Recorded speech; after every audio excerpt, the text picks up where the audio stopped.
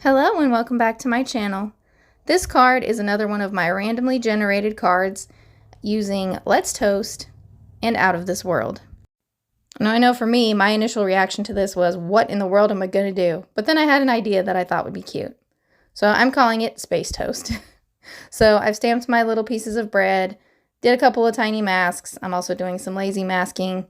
And I'm just going to stamp stars, planets, whatever, a rocket, on the different slices of toast. Now when I stopped my poll of which lawn fawn sets to do, this actually was just behind the first one that I had done. But people continued to vote on it after I had already technically used the poll. I guess I wasn't really expecting many more votes on it. And this one actually matched in votes with the other one. And my son was super insistent that I do the space one. He just really wanted to see what I'd do with it. So here I have a panel of Bristol Smooth cardstock. And I like to ink blend on this when I'm doing a lot of ink blending because it just blends really smooth.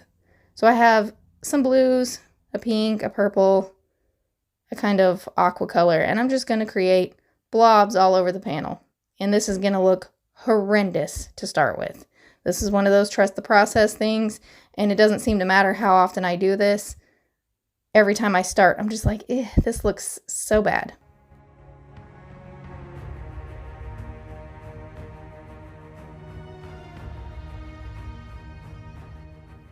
Once I've placed all the blobs that I want to, I'm going to go around the edges and basically over the whole panel with black soot. But I am leaving it slightly darker at the edges. And I am going to color over the blobs, but I'm going to make them slightly lighter just so that I can kind of still see them. But the beautiful thing about Distress Oxides is that they layer on top of each other very well. So just because you add a very dark color does not mean that you can't layer, say, a light pink right over the top of it, which you'll see in a moment because I do this. I've also added some chipped sapphire to the black just to make it look more like a dark blue in some areas instead of just black. And now you see what I mean about the layering of the lighter colors. It's not quite as vibrant, I guess, as if you layer it on white. But you can definitely tell that, there's pink, there's the teal color. Just definitely make sure you clean your brushes because it will pick up the other color. I guess unless you let it dry a whole bunch, maybe then it wouldn't be so bad, but this was still pretty wet. So I just keep ink blending until I think it looks somewhat okay. I mean, it still looks kind of bad, but I am going to add stars. And somehow I managed to not record this. I used liquid stardust from Lawn Fawn and some white acrylic paint. I mixed those together until it was kind of runny so I could add white splatters, and then I did just liquid stardust in addition just to give it a little bit of a sparkly effect.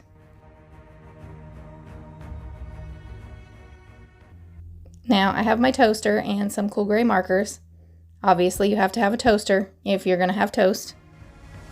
Now, to incorporate this toaster into the space theme, I'm coloring it gray, and then I'm going to use some darker grays to make little circles on it to kind of look like the craters on the moon. So, yeah, I have a moon toaster for my space toast.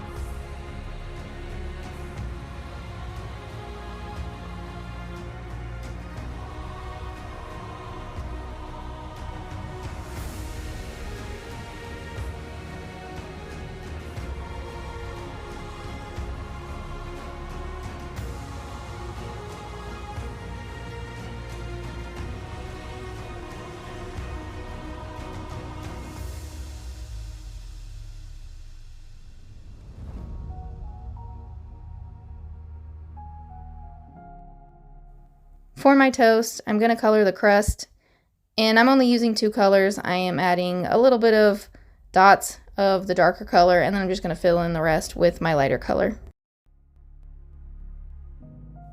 I'm going to skip coloring the inside of the toast, and I'm going to just work on the little stars and planets. I'm keeping this all very simple.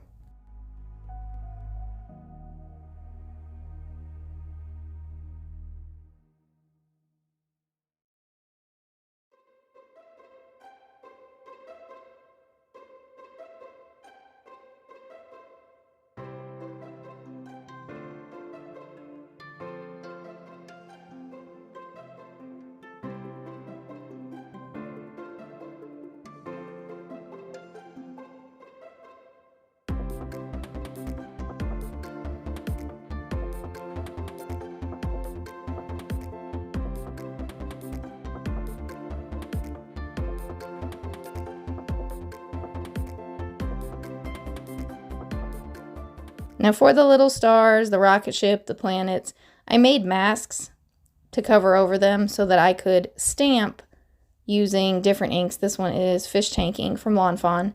And I'm going to stamp it, and it's supposed to kind of look like some kind of jelly. My idea for this one was maybe like blueberry jelly or something, although really it's more blue than it should have been. And then for this one, I have raspberry, Fawn ink. I figured this could be like a strawberry or some other kind of berry jelly. I have grape jelly, Fawn ink, because of course, you know, grape jelly. How could I not use that one? And then last but not least, I have my merman ink, and I'm going to stamp this one.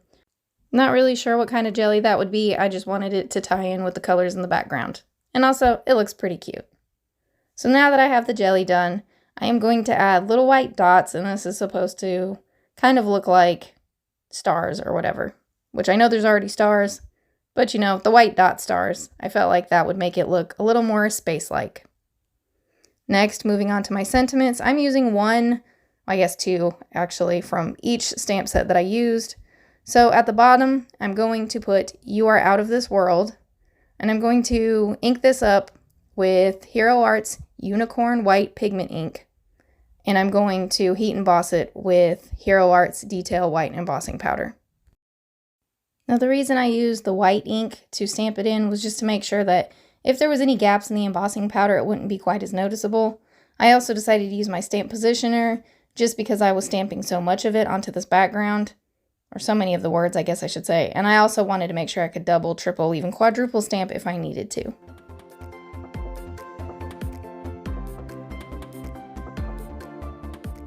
Now for the top part of my sentiment, I have this stamp. It says "A Toast to Us," but I'm going to lazily mask it so that it only says "A Toast to."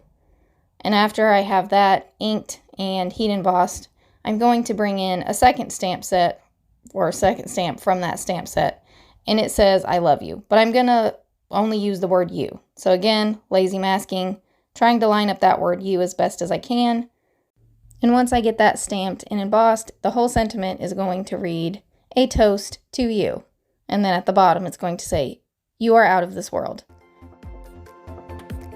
Now, because my sentiments are white and because I left the white outline on all my stamped images, I decided that my card needed a white border.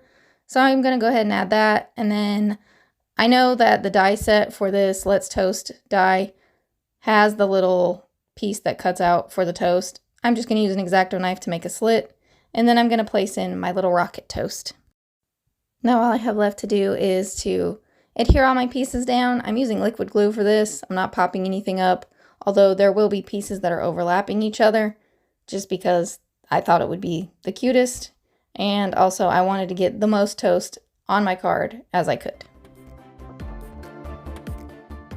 I hope you guys enjoyed this card and this video as much as I enjoyed making it.